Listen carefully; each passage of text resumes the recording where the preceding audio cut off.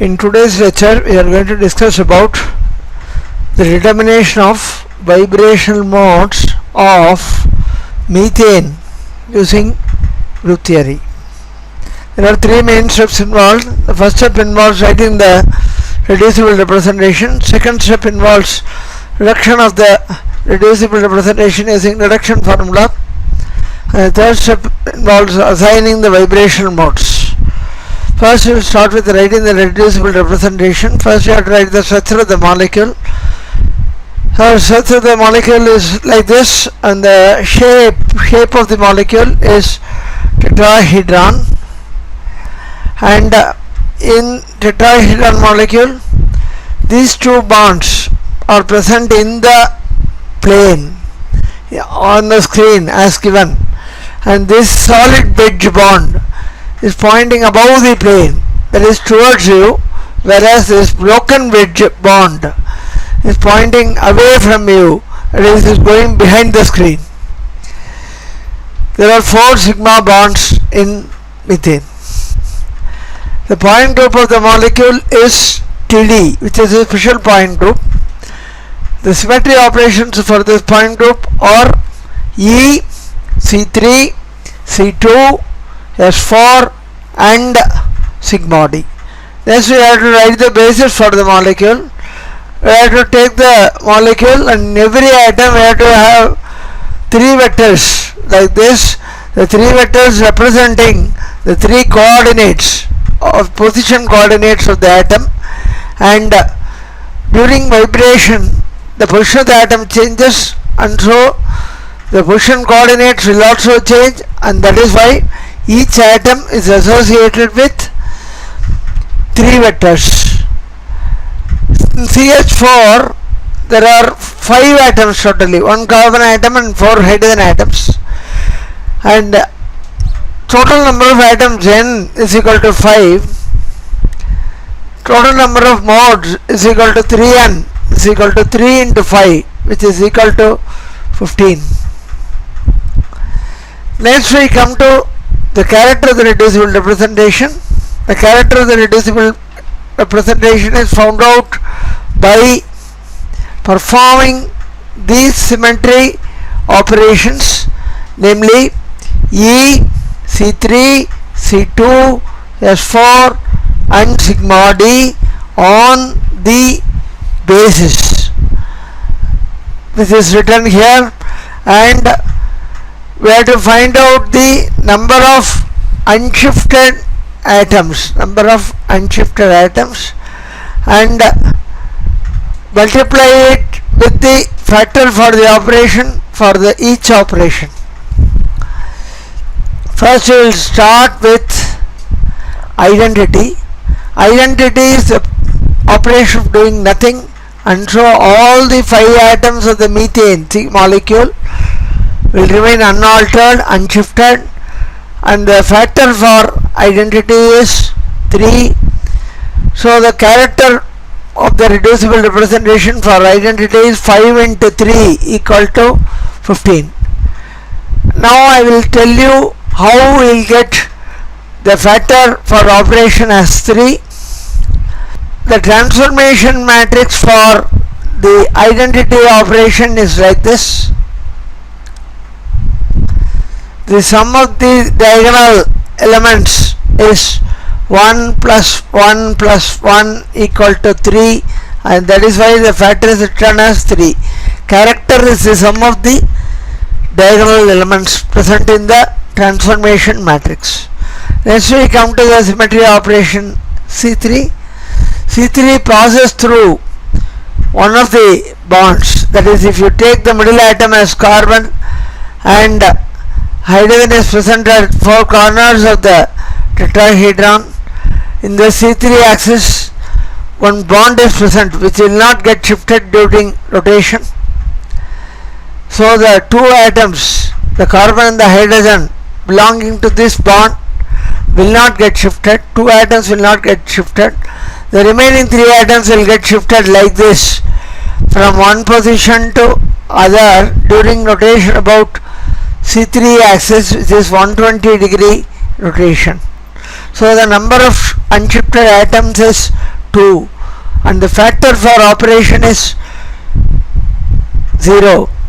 The character of the reducible representation is equal to 2 into 0 equal to 0. We will now discuss how we get the factor as 0. For any Cn axis, the transformation matrix will be like this. I am writing down only the diagonal elements. The remaining elements need not be 0 in this case. Some of them will be some other trigonometric terms. If you take the sum of the diagonal elements, it will be cos theta plus 1, which is 2 cos theta plus 1, which is the character. And for C3 the angle is 120 degrees, so it will be 2 cos 120 degree plus 1. Cos 120 degree is minus half, so 2 into minus half plus 1, which will be 0, and that is why we get the factor as 0. The next operation is C2. In methane, the C2 axis can be viewed like this. If we hold the molecule like this in such a way that the molecule is sitting in 2 of its hydrogen atoms, that is, these 2 of the CH bonds are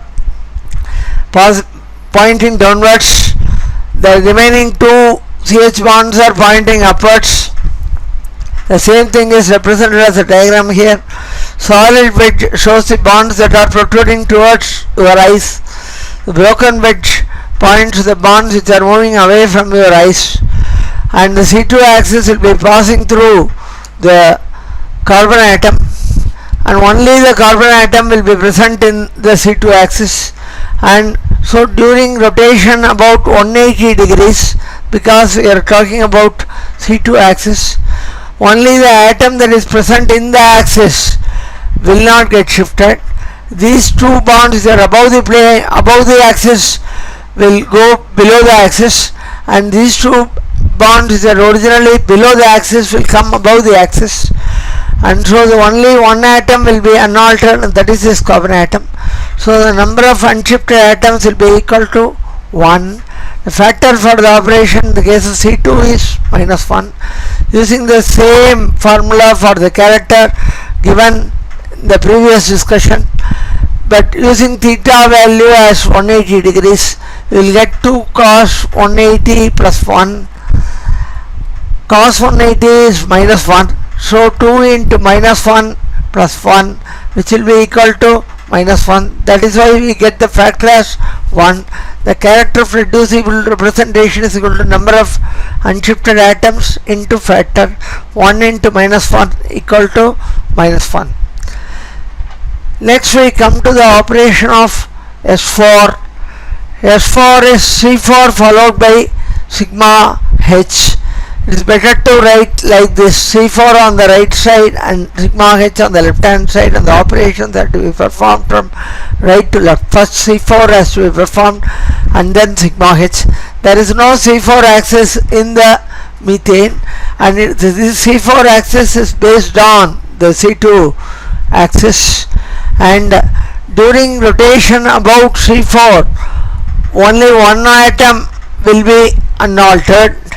That is, since it is based on C2, we can take it like this, and when we make a movement of the molecule, rotation of the molecule about C2 axis, only one atom is unshifted, and during the subsequent reflection about a perpendicular plane, still only one axis will be unshifted, and so the number of atoms unshifted is equal to 1, and the factor of operation is equal to minus 1.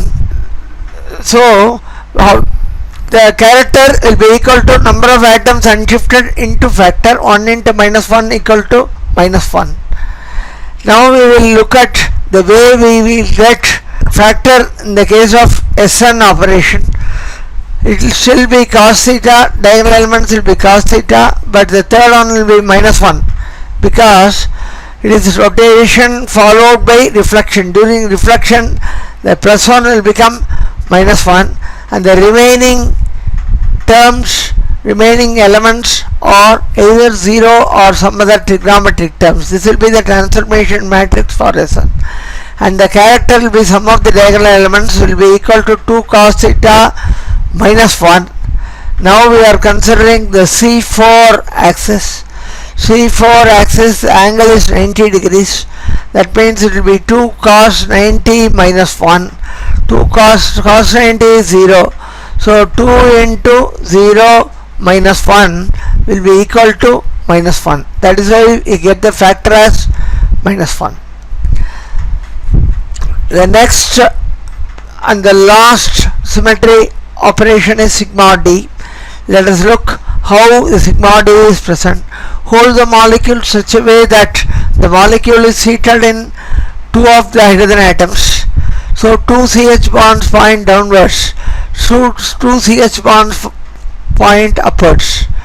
These two hydrogen atoms are known as horizontal hydrogen atoms, and this plane is along the two carbon hydrogen bonds pointing upwards. This plane contains the two carbon hydrogen bonds pointing upwards. So once again I will show this. We are gradually shifting the plane in such a way that the plane is coinciding with the two carbon hydrogen bonds pointing upwards. So the plane will contain one carbon and two hydrogen atoms.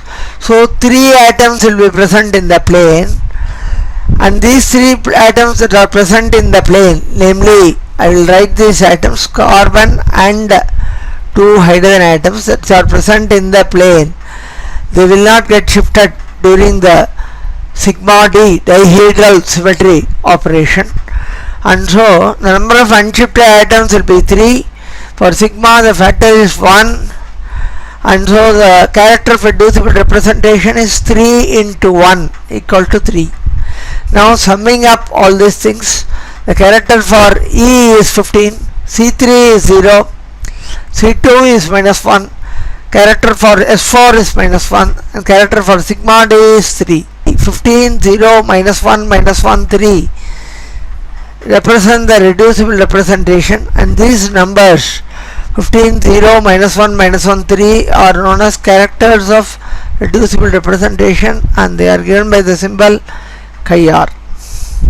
Now we have to reduce this reducible representation using the reduction formula. On the top left of this page you find the reducible representation given, and the numbers 15, 0, minus 1, 3 represent the characters of reducible representation. Here we find the character table for TD. These numbers which are present in the character table represent the characters of irreducible representation chi I. There are 5 classes in this irreducible representation, namely E, C3, C2, S4 and sigma d. The number of operations in E is 1, the number of operations in C3 is 8, number of operations in C2 is 3, number of operations in S4 is 6, number of operations in sigma d is 6, and these are the values of GP. GP is the number of operations in a class. If you add up all these numbers, you will get the total number of operations H equal to 14. The formula used for reduction is number of times irreducible representation is repeated is equal to 1 by H GP chi I chi r, where GP is the number of operations in a class, chi I is the character of irreducible representation, and chi r is the character of the reducible representation. H is the number of operations. First we will start with A1. For A1 the value of chi I is as given here, again opposite A1. You can forget about the remaining numbers in the character table. The GP values are 1, 8, 3, 6 and 6. The chi r values are 15, 0, minus 1, 3. H value is 24. Using the formula 1 by H, we will get it as 1 by 24 because H is 24, and we will check how you get these numbers. with an example for A1 alone. For A1, the value of GP is 1, which is given here. Value of chi A is 1 for E, the first term, which is given here. Value of chi R is 15 for E, which is given here. Similarly, we go to the next class, C3. The value of GP is 8. The value of chi A is 1. Value of chi R for C3 is 0. Then next week, first we finish the class C, next C3. Now we will come to C2. For C2, the GP is 3, chi A is 1, and chi R for C2 is -1. Next class is S4. I will write it here. And for S4, the GP is 6. The chi A value is 1, and for S4 the chi R value is -1. GP is 6, chi A is 1, chi R is -1. Next we come to sigma D class, the next term. For sigma D, the GP is 6, chi A is 1, and chi R is 3. If you add these things together, we get the value as 1. That means A1 repeats one time. Next we will move to A2.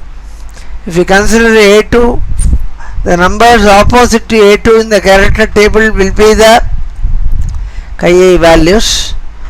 The GP values are as usual 1, 8, 3, 6 and 6.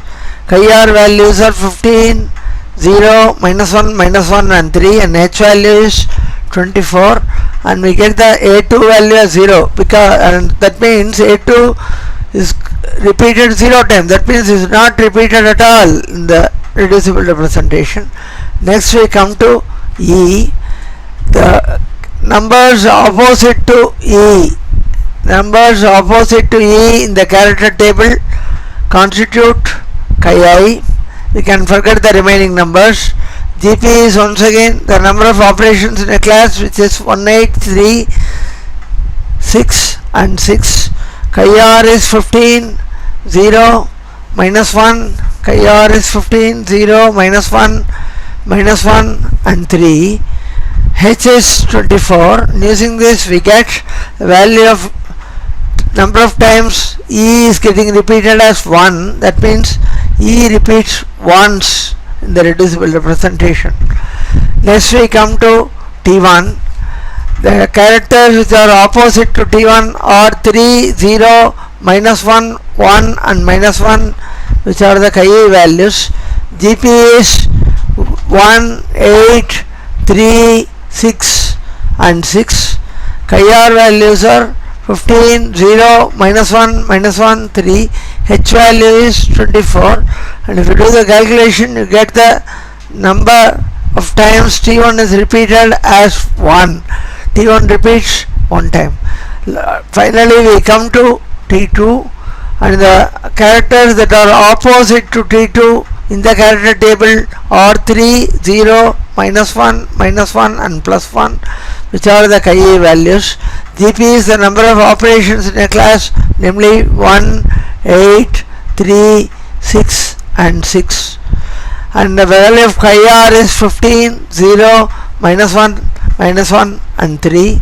And the value of H is 24. Using this we get the number of times T2 is repeated as 3. That means it is 3 T2. Now summing up all the things which you have seen so far, A1 repeats one time, A2 repeats 0 times, A3 repeats, E repeats one time, T1 repeats one time, and T2 repeats 3 times. Now we can find out the correctness of this by looking at the dimensions in the character table. Dimension of A1 is 1, dimension of A2 is 1, dimension of E is 2, dimension of T1 is +3, T2 is 3. And using these dimensions, dimension of A1 is 1 plus dimension of E is 2, dimension of T1 is 3, and dimension of T2 is once again 3, but because we have 3 T2, we are putting as 3 into 3, 1 plus 3, 1 plus 2, 3 plus 3, 6 plus 9, 15. The number of modes in the methane molecule, we saw at the beginning that if the number of atoms is 1 plus 4, 5, the number of modes will be 3n, and 3n is equal to 3 into 5 equal to 15. The number of modes comes out to be true in this case also as 15, and so the calculation we have done is correct. Now we come to the character table and we have to look at these letters which are very important.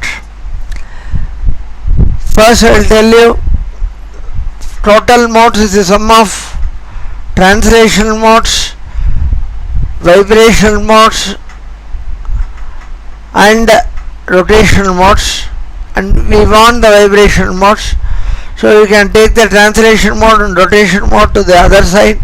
We will get total modes minus translation modes minus rotation modes. The translation modes are found out by looking at the Cartesian terms x, y and z in the character table, whereas rotation modes are found out by looking at the rotation vectors, namely rx, ry and rz in the character table. Now the reducible representation which I reduced is A1, E, T1, 3, T2. Now first look at the number of translation modes. For that we have to look where we find x, y, z. We find x, y, z here. Opposite x, y, z, what do you find? You find T2. So T2 is the term representing translation mode which we have to subtract. So we will take it as minus T2. Next we come to rotation modes, and in the case of rotation modes we have to look into Rx, Ry and Rz which are given here, and the term opposite rotation modes, rotation vectors is T1, and so we have subtracted the rotation mode as minus T1. And now we have come to the vibration modes. We have to subtract these terms, A1 plus E. Next T1 minus T1 is 0. Then 3T2 minus T2, 3T2 minus T2 is 2T2. So it will be A1 plus E plus T2. A1 plus E plus 2T2. Now we have to find out the IR active mode, Raman active mode, etc. For that there are certain rules that have to be followed. If it is IR active, you have to find x, y, z, the Cartesian terms in the coordination table. If it is Raman active, you have to find the terms containing x square, y square, z square, xy, xz, yz, etc., which are known as quadratic terms. Now we'll go one by one. A1 plus E plus T2. First A1. Opposite A1, what do you find? That is what we have to find. Or opposite A1 you find x square plus y square plus z square, which are quadratic terms, and so A1 is Raman active. Opposite D, what do you find? Opposite D, you find 2z square minus x square minus y square, comma x square minus y square. They are all quadratic terms, and so Raman active mode. And finally we come to T2. Opposite T2, what do we find? That is what we have to see now. Opposite T2, you find x, y, z, which explains the IR activity, as well as xz, yz, xz, which explains the Raman activity. So T2, because you have x, y, xz, yz quadratic terms, Raman active. Because you find s, y, z IR Cartesian terms, IR active. Now to sum up A1 is Raman active, E is Raman active, and T2 is both Raman active and IR active. Thank you.